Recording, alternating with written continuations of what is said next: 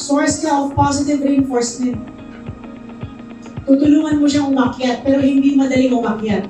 Yung pag-akyat symbolizes the person completing his or her task. Pero ikaw ay yung nasa tuktok, di ba? Ikaw yung naalalay dyan. So dapat talaga natural na mas malakas tayo. Mas magaling tayo.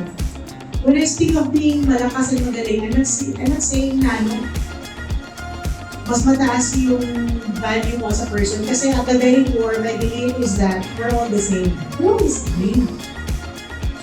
Kaibahan lang, meron lang akong expertise sa particular areas. Yes?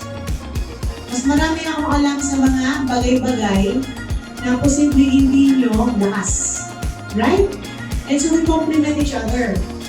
Kasi kung parehas ng lahat, wala na lang negosyo. Right? Wala na lang talagang quality of life na ma-improve ang isa't isa. We all have something to offer one another.